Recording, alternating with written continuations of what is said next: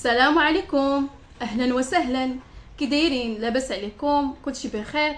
كنتمنى ان شاء الله تكونوا كاملين بخير وعلى خير. القضيه ديال اليوم ما غنعطيكم فيها حتى شي مقدمه، بغيتكم تعيشوا الاحداث فيها، وإلا اكتشفتوا شكون هو المجرم في اي لحظه وقفوا الفيديو وكتبوا لي في التعاليق قبل ما نسالي القصه ونعرفوا في الاخر شكون هو المجرم. وكنقول لاي واحد اول مره كيشوف القناه ديالي يشترك باش دائما يوصلوا الجديد، وفعلوا زر الجرس وخلوا لي واحد لايك كتشجيع. ودابا الا كنتو واجدين يلا نبداو. القضيه ديال اليوم غتحط بين الرحال في مدينه الدار البيضاء وسنه 2013. هنا في غنلقاو واحد الاسره اللي كتكون من الاب والام وعندهم جوج ديال الوليدات وبنيه وحده، وهاد البنت كانت هي المتوسطه بين خوتها الدراري، وهي البطله ديال القصه ديالنا اليوم، واللي الاسم ديالها سهيله. يشتغل مهندس دوله، والام كانت ربة بيت. الاب كان كيتقاتل باش ان ولادو يقراو ويوصلوا لواحد المستوى اللي يكون مزيان، بما انه حتى هو قرا وتقاتل لهذا المنصب ديال مهندس دوله. كان كيطمح على ان ولادو يكونوا بحاله في المستوى ديالو او لا احسن منه. هاد الشيء علاش كان كيقريهم في مدارس خصوصيه، وكان كيدير لهم حتى السوايع باش انهم يقراو مزيان ويكونوا متفوقين ويكونوا حتى من الاوائل. علاش لا؟ فعلا الدراري يعني الاخ الكبير ديال سهيله والاخ ديالها الصغير كانوا كيقراو مزيان، هادشي اللي يمكنهم انهم ياخذوا الباك بواحد الدرجات اللي عاليه وكملوا قرايتهم في الدراسات العليا. اما بالنسبه لسهيله فما كانش عندها مع القرايه، يعني ما كانش كتبغي تقرا وما كانش كتجيب نقاط اللي مزيانه. خدات الباك ولكن خداتو بواحد النقطه اللي عاديه، يعني خداتو غير بزز. وهنا طلبت من الاب ديالها انها باغا تقرا مضيفه الطيران، هذه هي الامنيه ديالها، كانت كتعشق شي حاجه سميتها مضيفه الطيران. الاب ديالها ما كانش موافق وقال لها شوفي يا بنتي عافاك قراي بعدا، سيري قراي غير واحد العام في الكليه وشوفي ديك الساعه الا ما عجبكش الحال نشوفوا شي حل اخر. سهيله دارت الخاطر الاب ديالها، واخا هي راه ما باغاش وما عاجبهاش انها تكمل القرايه ديالها في الكليه. مشات قرات واحد العام في الكليه، ومع ذلك المستوى ديالها بقى ناقص والنقاط ديالها ماشي هما هادوك، وحتى الدروس ما كانش كتحضر لهم كاملين. علاش هذاك العام الاول اللي دوزت في الكليه صافي هنا قالت غتحبس. قالت للاب ديالها شوف بابا انا صافي ما بقيتش باغا نقرا، انا غنجلس غير في الدار. الاب ديالها ما لقى حتى شي حل، قال اللهم انه يمشي يدير الخاطر لبنته ويشوف لها شي مدرسه ديال مضيفه الطيران او لا تبقى جالسه ليه في الدار، وهذا الشيء اللي ما غيتقبلوش هو. فعلا قال لها صافي انا غنشوف لك شي مدرسه فين غادي تقراي. وسهيله ما قداتها فرحه، واخيرا الاب ديالها وافق على انه يحقق لها الحلم ديالها. سجلات سهيله في مدرسه ديال الطيران، قرات وتخرجات، وهنا جلست في الدار عام كله وهي كتدفع السيفيات ديالها للشركات ديال الطيران، ولكن حتى حد ما كان كيجاوبها. حتى لواحد النهار غيوصلها واحد الايميل ديال واحد الشركه اماراتيه كيقولوا لها في هذا الايميل على انهم راه شافوا السي في ديالها وعجبتهم وبغاو انهم يخدموها معاهم، ولكن بشرط انها غتبدا معاهم غير كاستاجير، ومن بعد الا عجبتهم الخدمه ديالها ترسم معاهم. سهيله فرحات واخا انها غادي تكون غير ستاجير، ولكن واخيرا غادي تطير في الطياره. هي الحلم ديالها هي انها تخدم مضيفه وتبقى تسافر من بلاد لبلاد في الطائره. فعلا سهيله مشات لعندهم وبدات معاهم كستاجير، بدات في الخدمه معاهم وكانت كلها تفاؤل وكلها تفاني، كتعطي كل ما عندها في هذه الوظيفه، كتخدم مزيان ومن نيتها واخا غير ستاجيره. من بعد ما دوزت معاهم واحد المده هنا قرروا على انها غادي ترسم معاهم. قالوا لها احنا راه شفنا الخدمات ديالك والكفاءه ديالك وعجبنا السيرفيس ديالك، وصافي غتبقاي معانا ان شاء الله وغنديروا لك الصالير ديالك. سهيله بقات مستمره في هذه الشركه وخدامه فيها، والمستوى ديالها غادي كيطلع ومع حتى الصالير. بدات كتدخل فلوس اللي مزيانه. دوزت معاهم واحد عامين وهي على نفس الحال، خدامه وكتدخل في المصاريف ديالها وفرحانه وعاجبها الحال. كانت سهيله كتخدم عام كامل، عندها غير واحد 15 يوم ديال الكونجي، وهاد 15 يوم كتمشي كتسافر في السيمانه الاولى لشي مدينه في المغرب، ومن بعد السيمانه الثانيه كدوزها مع العائله ديالها، بحكم انها العام كله كتكون خدامه وما كدوش معاهم واحد الوقت اللي هو طويل. سهيله كانت عندها واحد الصديقه ديالها اللي الاسم ديالها منال، كانت كتقرا هي وياها. غير هاد الصديقه ديالها من بعد ما كملت القرايه ديالها خدمت في واحد البنكه، وسهيله مضيفه كي كنعرفوا، ولكن كانوا دائما كيشدوا واحد السيمانه مع بعضياتهم كيتفقوا وكيشدوها مع بعضياتهم وكيسافروا بجوجات، منها كيكونوا موانسين وما كيسافروش بوحدهم، يعني حتى وحده فيهم ما كتسافر بوحدها، كيسافروا مع بعضياتهم، وهذا الشيء عارفينه العائلات ديالهم. فعلا سهيله جا الكونجي ديالها لمده ديالو 15 يوم، خبرت الوالدين ديالها على انها كيف ما العاده ديالها هذيك السيمانه الاولى غتمشي غتسافر فيها، وهاد المره الوجهه ديالها هي مدينه اكادير. الوالدين ديالها عطاوها الموافقه ديالهم، جمعت سهيله الحويجات ديالها، دازت سهيله على الصديقه ديالها منال ومشات هي وياها لمدينه اكادير. وصلوا تما سهيله بدات كتصور الوالدين ديالها فين سكنات، قالت لهم على انها راه كرات واحد البريطمه حدا البحر، كتصور لهم كل شيء، كتعطيهم جميع التفاصيل، يعني هذه هي الوسيله باش كتواصل معاهم، كتبقى تصور لهم البلايص اللي مشات ليهم، اشنو كلات من الصباح ملي كتفيق حتى كتنعس. وهذه كانت هي العاده ديال سهيله، لانها حتى ملي كتكون في الخدمه ديالها وكتسافر من بلاد لبلاد كتبقى كتصور الوالدين ديالها فين مشات فين جات، اين دوله اين بلاصه، الماكله اشنو لبسات، المهم كتعطيهم جميع التفاصيل على حياتها. بقات سهيله على هذا الحال واحد المده ديال يومين وهي كتصور لوالديها ملي كتفيق حتى كتنعس. النهار الثالث غيتقطعوا الاخبار ديالها وما غتوصلهم منها حتى شي حاجه، هذا الشيء اللي غيجيهم هما في شكل يعني ما متعودينش منها بحال هكا، وكيصونيو عليها في التليفون ديالها، ولكن التليفون ما كانش مشغل، التليفون كان طافي، حاولوا مره وجوج وعشرة والو، وبحكم انها هي في مدينه اخرى ما عرفوش كيفاش غيتواصلوا معاها. وحتى الصديقه ديالها منال هما ما كانوش عارفين النمره ديالها، يعني ما عارفينش حتى هي كيفاش يتواصلوا معاها. هذا الشيء علاش اضطروا الاخوه ديال سهيله انهم يبحثوا على منال يعني في الفيسبوك، يشوفوا الصفحه ديالها. فعلا دخلوا عندها الفيسبوك وصيفطوا لها ميساج، وديك الساعه تواصلت معهم منال، هما يقولوا لها فينا هي سهيله، راه كنصونيو عليها هذا النهار وتليفونها طافي وما كتجاوبش. هنا غتصدمهم منال بواحد الهضره، قالت لهم انها هي راه البارح جات من مدينه اكادير، راه دوزت غير يومين لانها شاده من الخدمه ديالها غير يومين ديال العطله. قالوا لها كيفاش، واش سهيله بقات بوحدها في مدينه اكادير؟ قالت لهم راه خليتها وجيت، ولكن باش يعرفوا منها بزاف ديال التفاصيل اضطروا على انهم يمشوا عندها للدار، مشاو عندها لدارهم، مشاو عند انا لدارهم، يعني من بعد ما سالات الخدمه ديالها دخلوا عندها قالوا لها عفا بنتي كيفاش انتي مشيتي انتي وياها وجيتي بوحدك وهي بقات تما، ياك دائما كتسافروا مع بعضياتكم، كتمشوا بجوج وكتجيو بجوج؟ قالت لهم بصح، ولكن انايا قلت لسهيل على انني انا عندي غير يومين وصافي، الغد ليه تفارقت معاها وقلت لها بالسلامه ورجعت في حالي. وقالت لهم الغد ليه يعني هذيك اليومين الليله الثانيه بالليل شديت الطريق وجيت، وقلت لها على انني راه خدامه، وقالت لي شوفي انايا باقي عجبني الحال هنايا، باقي باغا نزيد شي ايام، صافي غير سيري نتيا، وخليتها وجيت في حالي. قال له شوفي بنتي عافاك غير قلنا الصراحه، واش وقع بيناتكم شي مشكل، واش تخاصمتوا؟ ما يمكنش سهيله تطفي التليفون ديالها وتقطع الاخبار ديالها علينا بهذه الطريقه بدون سبب. قلت لهم ما كاين بيني وبينها حتى شي مشكل وما تخاصمت معاها ما والو، كيما مشينا صحابات تفارقنا تما صحابات، وانا راه قلت لكم الصراحه وما كذبتش عليكم. قال لها عافا بنتي واش عاقله على العنوان فين كنتو ساكنين؟ قالت لهم انا نعطيكم العنوان الا بغيتو تمشيو تما تسولوا عليها اولا تقلبوا عليها.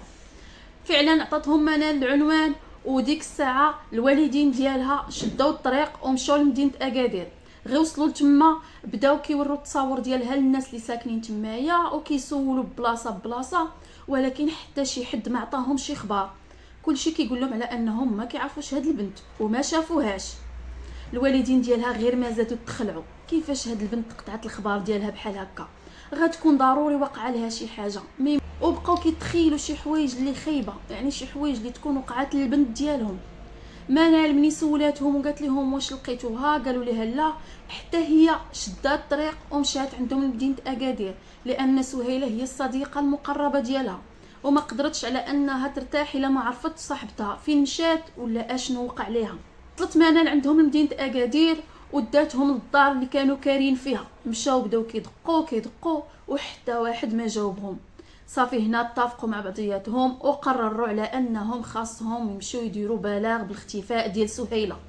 توجهوا لمركز الشرطه وفعلا عطاوهم جميع المعلومات وقالوا للبوليس على انها راه مختفيه من البارح وانها راه كانت معها حتى السياره ديالها. عطاوهم حتى الترقيم ديال السياره باش حتى هي يبحثوا عليها يقدروا على انهم الى وصلوا للسياره ديال سهيله غيوصلوا لها حتى هي. فعلا الشرطه خدات من عندهم كل شيء وداروا بحث لفائده العائله. قالوا لهم الشرطه على انهم ضروري يبقاو معاهم هنا في مدينه اكادير حتى يشوفوا الا توصلوا لشي حاجه، لانهم صعيب انهم يتواصلوا معاهم من مدينه لمدينه. الوالدين ديالها حتى هما كانوا مقررين على انهم غادي يبقاو حتى يعرفوا بنتهم فين مشات ويلقاوها. بقاو البوليس كيبحثوا، مشاو حتى هما للدار اللي كانت كاريه سهيله هي وصاحبتها. بقاو كيدقوا وما كيجاوبهم حتى شي واحد. ملي سولوا على السمسار اللي كرا ليهم الدار مشاو لعندو وسولوه. قالوا ليه واش كرات عندك واحد البنت؟ عطاو الصوره ديالها، واش هاد البنت كتعرفها واش كرات عندك؟ قال لهم فعلا راه كرات عندي هي والصديقه ديالها وصاحبتها مشات وحتى هي الغد ليه عطاتني السويرتات ومشات في حالها. من هذيك الوقت ما بقيتش شفتها. خلاو السمسار ومشاو كيكملوا في البحث لان ما فادهم حتى شي حاجه. فعلا هي عطاتو السوارت ومشات، ولكن فين مشات الله اعلم. دازت 4 ايام والشرطه باقا مستمره في البحث ديالها على سهيله. وهنا غيجيهم في مركز الشرطه واحد البلاغ من واحد السمسار قال لهم على انه راه لقى واحد الجثه ديال واحد البنت في الفيلا اللي كرا ليها. توجهوا الشرطه بسرعه للمكان ديال الجريمه ومعاهم حتى الشرطه العلميه.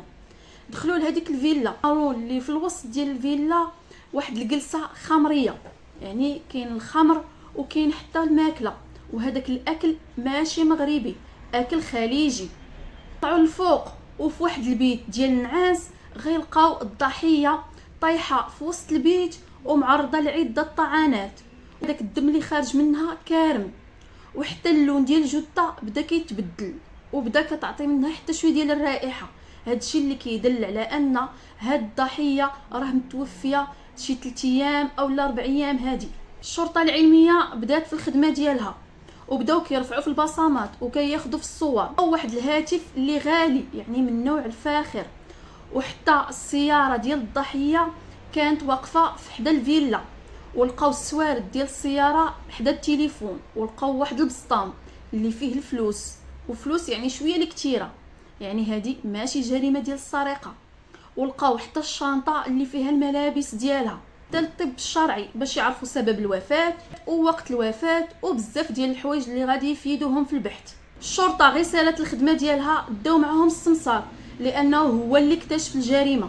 سولوه وقالوا ليه هاد الضحيه فيك تعرفها؟ قال لهم انا ما كنعرفهاش، هي اللي اتصلت بيا وتواصلت معايا وقالت لي واش عندك شي فيلا للكرا. فعلا قلت لها كاينه عندي الفيلا وجات لعندي. ملي جات تفاهمنا على الثمن، كرات من عندي الفيلا على اساس انها غتجلس فيها 4 ايام وعطاتني التسبيق ديال 2 يومين، واتفقت معايا على انها 2 يومين الثانيه حتى تبغي تخرج وتعطيني الخلاص ديالها، وعطيتها السويرتات ومشيت في حالي. ولكن من دازت المده وما بقاتش تواصلت معايا، جيت باش نشوف واش مشات ولا باقا ولا شنو المشكل اللي واقع. جيت وانا نسول العساس، قلت ليه البنت اللي جبتك النهار كريت ليها واش خرجت من الدار، لانني لقيت السياره ديالها باقا واقفه حدا الفيلا. هو يقول لي العساس داك النهار ملي دخلت ما بقاتش خرجات. هادشي قال لهم اللي خلاني نتخلع، خفت لا تكون واقعه لها شي حاجه. وعندي انا الدوبل ديال السوارد بحكم انني انا هو السمسار. حليت الباب ودخلت. ملي دخلت وقلبت ولقيت ان كاينه جريمه، بسرعه اتصلت بكم والباقي راكم عارفينه. الشرطه عمقوا البحث مع السمسار ولقاو على انه ما عنده حتى شي علاقه بالجريمه بالحجج وبالادله، لان حتى في البرنامج ديالو تاكدوا على انه ما عنده حتى شي علاقه وخلاو السبيل ديالو.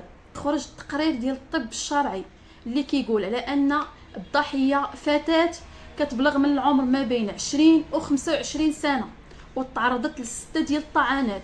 اللي كلها متفرقه على الصدر ديالها والبطن ديالها، وكاينه واحد الطعنه اللي مسدد عليها حتى على مستوى القلب ديالها، وهي متوفيه واحد 4 ايام هادي ما بين 2 و3 ديال الصباح. هذا الشيء علاش اللون ديال الجثه بدا كيتبدل، وحتى الريحه بدات كتعطي، وحتى داك الدم اللي لقوه كرم.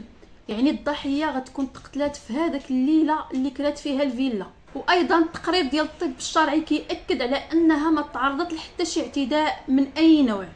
وملي خرجت لهم النتيجه ديال البصمات باش يتعرفوا على الضحيه، عرفوا على انها هي ديك البنت اللي مبلغين العائله ديالها بالاختفاء ديالها. وللاسف خبروهم بهذا الخبر اللي ما يقدر حتى شي واحد يسمعها او اللي يتقبلها. وتصدموا الوالدين ديال سهيله، هما كانوا كيتسحب لهم بنتهم غير مقلقه او لا مشات لشي مدينه اخرى، ولكن ما توقعوش على انهم غادي يلقاوها مقتوله، وبالاخص انها هي البنت الوحيده اللي عندهم ما بين 2 ديال الدراري.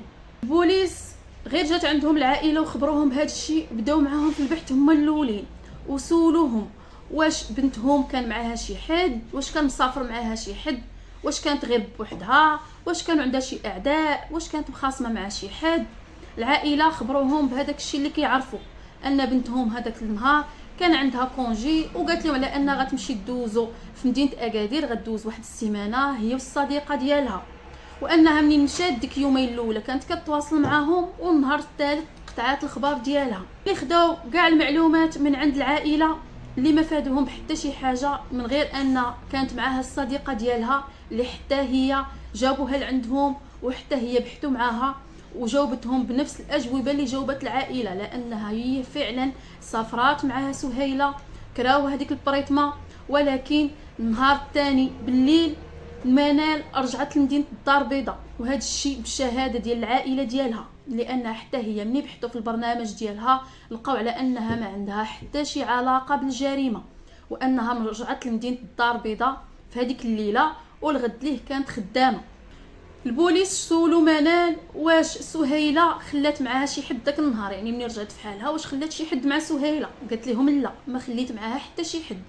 انا قلت لها غادي نرجع، هي قالت لي انا باقي غنزيد واحد السيمانه هنايا، باقي عاجبني الحال وصافي. قلت لها بالسلامه وشديت الطريق ورجعت في حالي. سولوها وقالوا لها بما انك انت هي الصديقه ديالها الوحيده، كتكوني كتعرفي عليها بزاف ديال الحوايج، يعني واش عندها شي صديق، عندها شي واحد اللي كتخرج معاه، اولا شي واحد اللي عندها به شي علاقه. صراحه انا سهيله ما كنعرف عليها حتى شي حاجه شخصيه، يعني هاد المسائل الشخصيه ما كتعاودهمش ليا، ما عارفاش واش عندها شي صديق ولا لا. انا اللي عارفه انني داك النهار خليتها بوحدها. دابا البوليس الشخص الوحيد اللي بقى ليهم غادي يبحثوا معاه شكون هو؟ العساس، يعني العساس اللي كان عاس حدا ديك الفيلا. جابوا لعندهم حتى هو التحقيق وسولوه وقالوا ليه واش هذيك البنت اللي كرا ليها السمسار هذاك النهار ملي دخلت للدار واش عاودت خرجت ولا لا. قال لهم منين جابها السمسار دخلت للدار، ومن ديك الساعه ما بقيتش شفتها وما بقاش خرجت، ولكن غيعطيهم واحد المعلومه اللي غتغير لهم التحقيق واللي غتفيدهم، لان داك النهار منين كرات البنت ودخلات للفيلا ما بقاتش خرجت، ولكن مع ديك 12 ديال الليل غيجي عندها واحد الشخص بواحد الطوموبيل اللي فاخره، وعطاهم حتى النوع ديالها، وقال لهم على انه دخل عندها وخرج مع 9 ديال الصباح. سولوه البوليس وقالوا ليه واش كاينه شي كاميرات ديال المراقبه حدا الفيلا، شكون هو هذا الشخص؟ قال لهم لا، ما كاينينش كاميرات المراقبه حدا الفيلا، ولكن كاينين في الدوره، وهذيك البلاصه فين كاينين الكاميرات هي منين جا هذاك الشخص ومنين خرج. فعلا مشاو فرغوا الكاميرات، وملي شافوا شنو فيهم لقاو على ان فعلا هذاك النوع ديال السياره اللي قال لهم العساس انه راه جا مع 12 ديال الليل والغد ليه خرج مع 9 ديال الصباح. ملي بحثوا على شكون هو صاحب هذه السياره غيلقاو على انه واحد الشخص اللي اصلا هو كيكري السيارات. مشاو لعنده وقالوا ليه واش هاد الطوموبيل ديالك واش انت هو المالك ديالها؟ قال لهم وقالوا ليه فينا هي دابا هاد الطوموبيل؟ قال لهم راه كاريها لواحد السيد وكراها مني على اساس انه غتبقى عنده شهر، وعطاني الخلاص ديال شهر كامل وباقي ما رجعاش ليا، باقا ما تسالاتش المده. وعطاهم البطاقه الوطنيه ديال هذاك الشخص. ملي قلبوا البطاقه الوطنيه والمعلومات ديالو لقاو على انه ماشي مغربي وانما خليجي، والاسم ديالو حاتم. البوليس خداو دوك المعلومات كلهم اللي في البطاقه الوطنيه وعطاوهم للبوليس ديال المطار بانه يطلق عليه القبض في اسرع وقت باش ما يغادرش التراب الوطني لانه عنده علاقه بجريمه قتل. وخداو حتى الترقيم ديال الطوموبيل اللي كاري وعطاوها للبوليس اللي في البراجات واللي في الطريق، يعني في اي بلاصه اللي يكون غادر حتى المدينه ديال اكادير ومشى لشي مدينه اخرى. دازت الوقت ودازت تقريبا 15 يوم وما كاينه حتى شي حاجه على هذا الشخص، ما لقاوه لا هو ولا الطوموبيل. حتى غيتصل بهم هذاك السيد اللي كيكري الطوموبيلات وقال لهم راه هذاك الشخص اللي كتقلبوا عليه راه جاو كاين عندي هنا. قالوا ليه البوليس شوف غدير اي حاجه باش انك تعطلو وما يمشيش حتى نجيو ونلقيو عليه القبض. فعلا بقى معطلينو كيقولوا ليه راه خاصه هاد الورقه، راه خاصك تسنيني لنا هنا. مهم بقاو كيعطلوا فيه حتى فعلا جاو البوليس ولقاو عليه القبض ودوه معاهم لمركز التحقيق. وراوه الصوره ديال سهيله وقالوا ليه واش كتعرف هاد البنت؟ بدا كينكر وقال لهم لا ما كنعرفهاش. قالوا ليه كيفاش ما كتعرفهاش وانت شداتك الكاميرا وانت داخل عندها الفيلا اللي كاريه، دخلتي عندها مع 12 وخرجتي مع 9 ديال الصباح، وحنا التقرير ديال الطب الشرعي كيقول على ان الضحيه توفات بين 2 و3 ديال الصباح، يعني في الوقيته اللي كنتي عندها انت. بقى شاد في الاقوال ديالو كيقول لهم لا انا ما كنعرفهاش، ما عندي حتى شي علاقه بهاد الجريمه. البوليس بما انهم لقاو واحد السكين في الكوزينه اللي في الفيلا، لقاو على انه فيه اثار ديال الدم وشكوا على انه يقدر يكون هذا هو سلاح الجريمه. وفعلا منين داوه وخداو منه البصمات وقارنوها مع البصمات ديال حاتم لقاو ان هناك تطابق، يعني ان هذا هو سلاح الجريمه وانه هو اللي ارتكب الجريمه. ملي واجهوه بهاد الادله كلها هنا غيتزير وغيعترف لان غيلقى راسو محاصر والادله كلها كتشير ليه هو. قال لهم على انه فعلا سهيله تعرف عليها في هذيك الشركه ديال الطيران لانه كان دائما كيسافر فيها. بدات بيناتهم علاقه وبداو كيتعرفوا على بعضياتهم، وهنا ولا مره كيجي للمغرب، كيجي وكيتلاقى بها وكيشري لها هدايا اللي غالين، يعني حتى داك التليفون وديك الطوموبيل اللي غالين هو اللي واخدهم ليها، وكيشري لها الذهب، مهم كيشري لها كادويات اللي غاليين، وحتى الفيلا اللي كرات هو اللي عطاها الفلوس باش تكريها. نهار اللي الصديقه ديال سهيله رجعت لمدينه الدار البيضاء، سهيله كانت متفقه هي وحاتم على انهم غادي يتلاقاو، قال لها انه غيجي للمغرب وغيتلاقى معاها. قالت ليه انا راه كاينه في مدينه اكادير. صيفط لها الفلوس وقال لها كري لينا شي فيلا. مشات سهيله وكرات هذيك الفيلا وجا عندها حاتم مع 12 ديال الليل، حلات ليه الباب ودخل عندها، دخلوا كلاو تعشاو، وهنا حاتم دخل باش يدوش.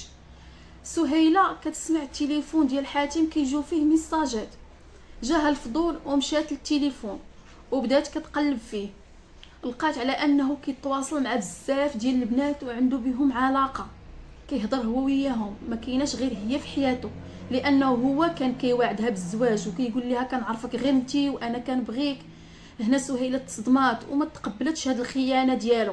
ملي خرج واجهاته بهاد الميساجات وبالخيانه ديالو وبدا كيهدن فيها وتيقول لها فعلا انا هادو كنعرفهم، ولكن هادو راه غير علاقات عابره، انتي هي اللي في حياتي وانتي اللي باغي نكمل معاك حياتي ونتزوج بيك. سهيله تكالمات شويه وتهدنات، ولكن واخا هكاك بقات شاعله فيها ديك النار ديال الغيره وديال الخيانه اللي خانها وما كانتش متوقعاها منه. رجعت بدات كتغاوت هي وياه، طلعت للبيت الفوق وهو تبعها كيسكت فيها، وهنا غتفرقع عليه سهيله وغتقول ليه حتى انا راه ما كنبغيكش وغير كنستغلك، وانت راه غير فيكتيم بالنسبه ليا، كناخذ منك داكشي كله اللي بغيت.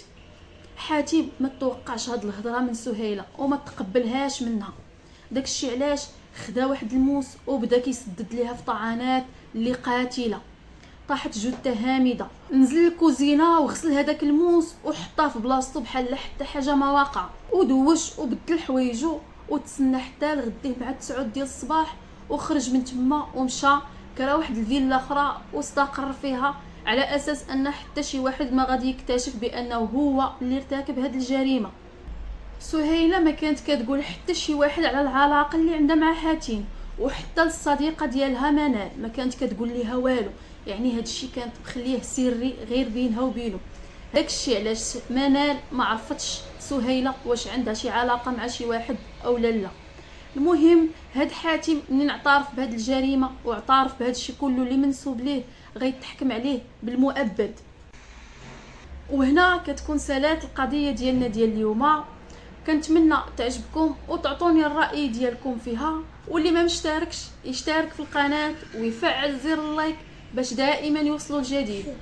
ونتلاقاو في قضيه جديده ان شاء الله. مع السلامه.